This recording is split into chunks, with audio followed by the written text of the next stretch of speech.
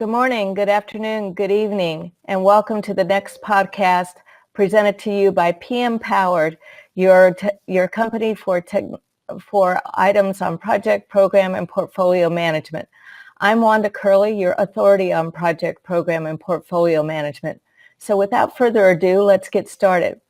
Elon Musk presents his tunnel vision to the people of LA.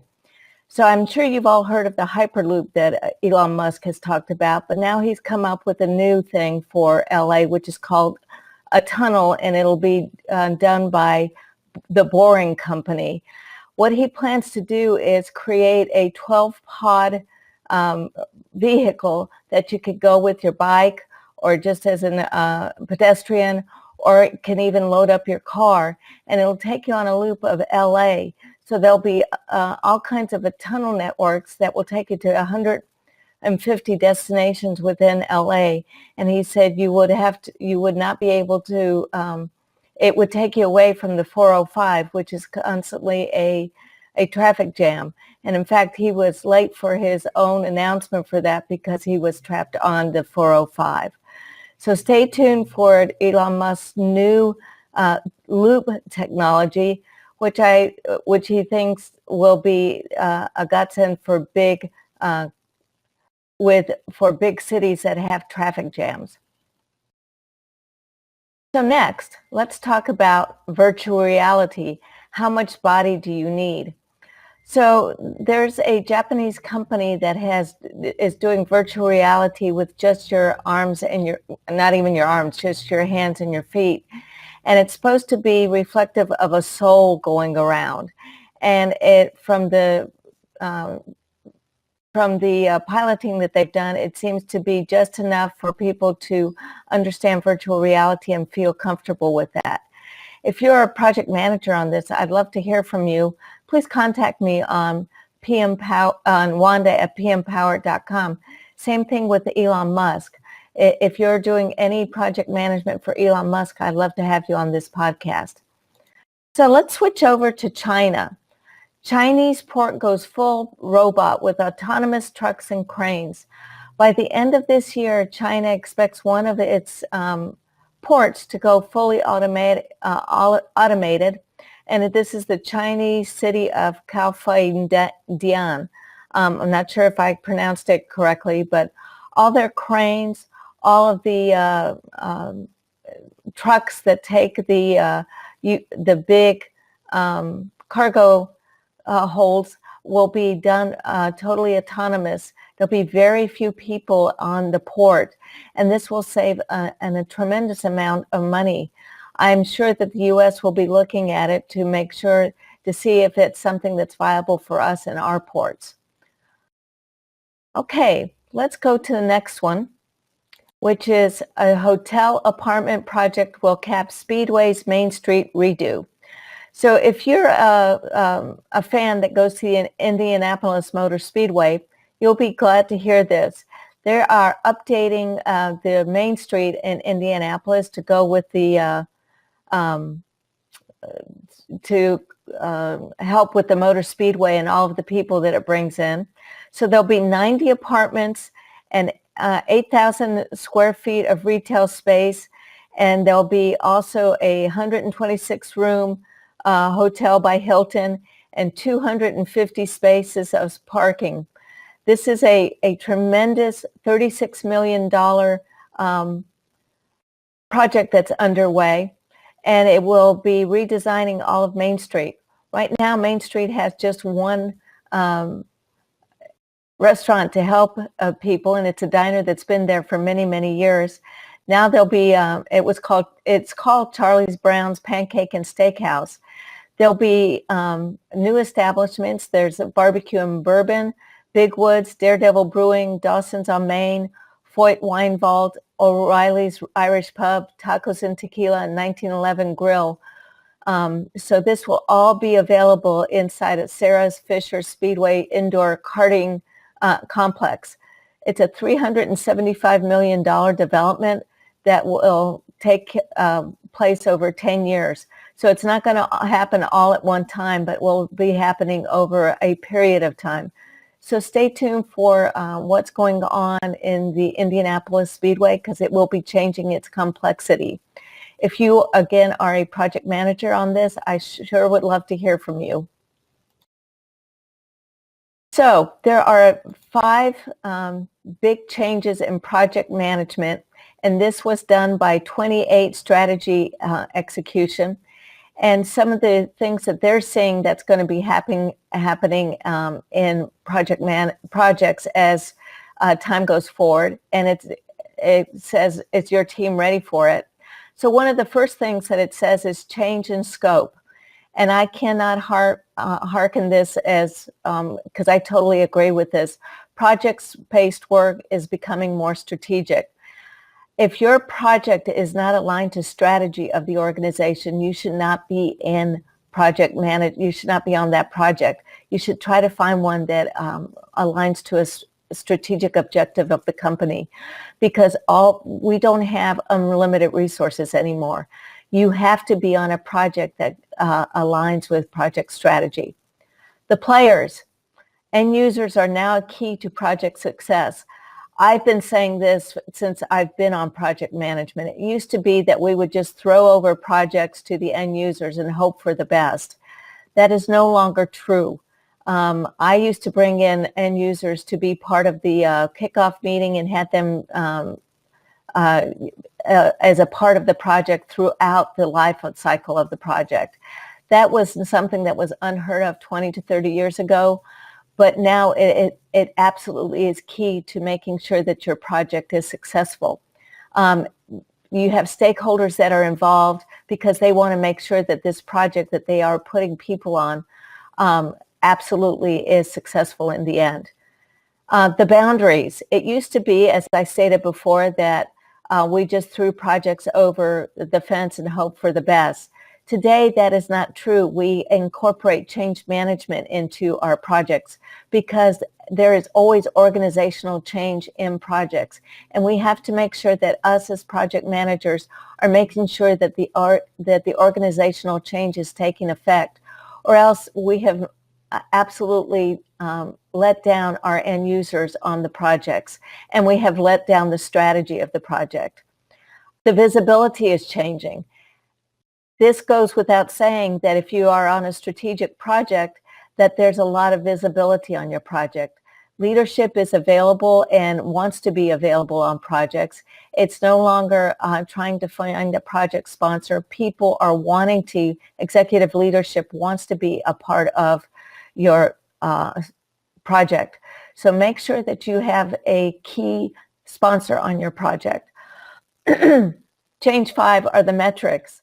It used to be that we just measured the health and well-being of projects, but that's no longer what is needed.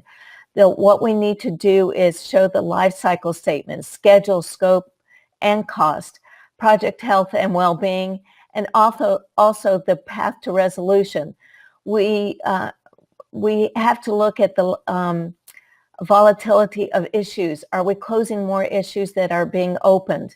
If this is not true, then that means your project's in trouble. So make sure that you are measuring all of those things in your metrics now. It's not just the health and well-being of your project. Remember, it's also the schedule, scope, and cost, and also path to resolution. How many issues are being closed versus how many are being opened. And finally, I want to stay on this thought about project management and how it's changing. So this next one is 7 steps in project management to make sure everyone's learning the necessary steps. The necessary lessons. So start with establishing the needs and state of your project. So some of the questions that you need to ask are, what stage is the project currently in? Who's been involved in it? Have there been any major rifts or successes on the project? What's the scope of work and has it changed? Got to keep conscious of that. What are the timescales and key milestones of the project?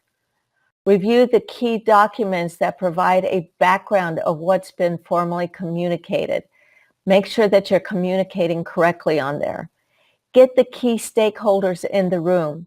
There's no point running this workshop unless you have the right people in the room, because if you don't have the key stakeholders, then nothing will be resolved. Don't leave it all until the end. Another reason is that the end of a project, it's too late to improve it. So take the opportunity at key milestones to do lessons learned. Have meetings of lessons learned throughout your project. Like that, you can institute changes based on what has been learned in lessons learned. Cultivate a no-blame environment. You have to have trust on a project. If they have the kill the messenger mentality, people will not bring up issues that are happening on the project or roadblocks and stumbling blocks. They need to be able to understand that there's trust, and that if I bring up an issue, that it will be resolved. It won't be put back upon me to resolve. Ask the questions during the workshops. During your lessons learned workshops, ask hard questions. Go into root cause analysis of what's causing the issues on it and decide on how it needs to be resolved in this lessons learned. Then implement the lessons learned on what is remaining of the project. Don't just capture lessons, learn from them. So make sure that you understand what the lessons learned is and understand how you can learn from those projects. So the final article that I want to bring to you are these 4 tech trends are driving us towards food abundance. So think about that. Food abundance in the world, that is something that we have been struggling with since I think the dawn of mankind. So what are the 4 tech trends that are doing this? It's vertical farms, CRISPR engineered foods, the alt protein revolution, and Farmer 3.0. So vertical farming means that meals don't have to travel over 1,500 miles from farm to table. It means that we are growing food in 50-story tall vertical farms. And so that means that it can be done in downtown LA. It can be done off the shores of the Great Lakes without traveling 1,500 miles, but only traveling 50 miles. So that food that we need is done within a 50-mile radius of us. So we're delocalizing farming, and it will mean that the travel costs will be minimized. So CRISPR and genetically engineered foods. So right now, if we want a steak, we have to grow the whole cow. If we want lamb chops, we have to grow the whole lamb. If we want pork chops, we have to grow the whole pig. With CRISPR technology, we'll be able to take a stem cell from one of these animals and create a steak, create a lamb chop, create a pork chop. So again, CRISPR technology will keep us from having to grow the whole animal in order to eat protein. The alt protein lab-grown meat revolution. Something like 1/3 of the Earth's arable land is being used to raise wild stock. With this, we'll be able to this goes back to the CRISPR technology, that we can create food, protein within this alt protein lab-grown technology. Going back to the CRISPR technology, we'll be able to create food that doesn't have the allergens in it. So if you have a peanut allergy, that allergen will be gone. We'll be able to predict how well something will grow in the temperate climate that it's growing in the 50-foot vertical technology. And then finally, we have Farmer 3.0. Farmer 3.0 will happen in the near future, and this is where farmers leverage all the technology that's going on. So that's CRISPR and genetically engineered technology. So stay tuned for everything that's going on in this area.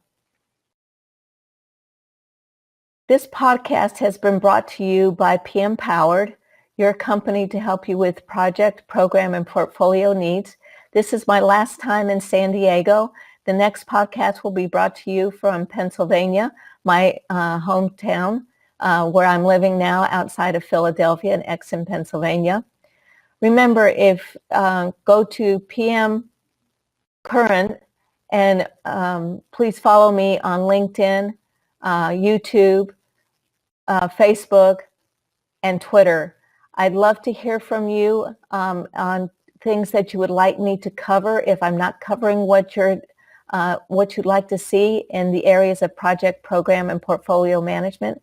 Please contact me on wanda@pmpowered.com.